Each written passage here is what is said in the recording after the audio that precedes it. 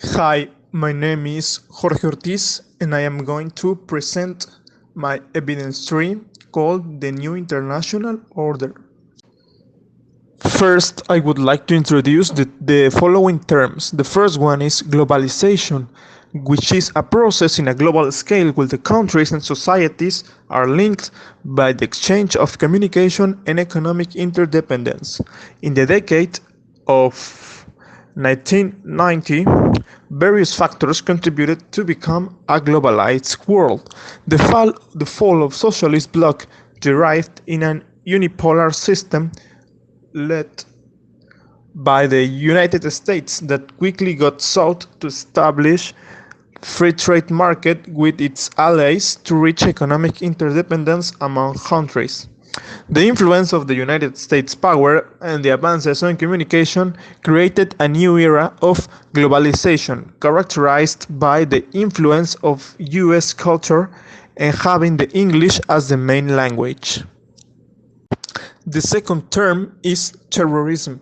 Terrorism is a very complex concept with many interpretations, but having the base on created a status of disorder to infuse terror among population in order to get a benefit which can vary depending on the case. In the last 3 decades, have been an increasing of terrorist attacks worldwide. The most famous cases have happened mainly in the Middle East, having their origin in religious beliefs. Probably the most remembered case is the attack on Twin Towers on 2001, perpetrated by the jihadist organization Al-Qaeda. Terrorism is one of the biggest issues of the present century, and unfortunately, it has taken away many lives worldwide. The next term is unipolar system. A system can be considered unipolar when one single power has the control on economic and military capabilities. Unipolar systems are often found at a regional scale where a state has the hegemony over limited region, as in the case of Pacific Islands where New Zealand got influence on the rest of the states. Currently, we live in a world under an unipolar system. After the Cold War and the fall of Soviet Union, the United States of America emerged as the only world superpower. But in recent years, the United States have had to face the growth of other emerging economies such as China or Russia. And the last one is the importance of knowledge. Knowledge is all the information and facts acquired by a person either through experience or education. Despite there is not a consensus on the real meaning of knowledge, the one I just wrote is one of the most spread. Knowledge brings us many advantages. When we have previous knowledge about something, it becomes easier to comprehend more complex information. So, for students and children, it might be crucial always trying to acquire previous knowledge in order to make easier the process of learning something new.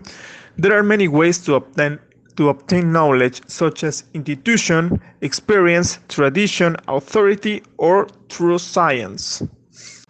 And finally, I would conclude with a reflection about the relation between the New World Order and the events of the last 3 decades. A new world order was established in the 19th decade. The capitalist bloc, under the leadership of the United States, transformed the world on what it is today. Several changes happened.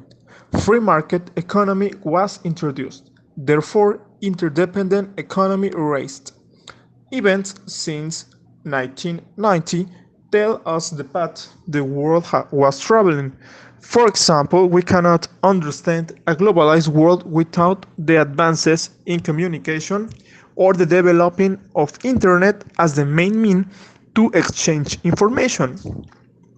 The military intervention of the United States in Arab countries like Iraq or Afghanistan was provoked by terrorist attacks and the instability of authoritarian regimes, reminders of the socialist bloc.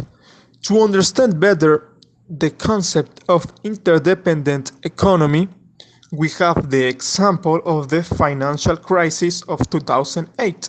In 2007, the collapse of US housing bubble provoked a mortgage crisis that expanded to the United States finance system and later in 2008 became a worldwide crisis that still affects nowadays.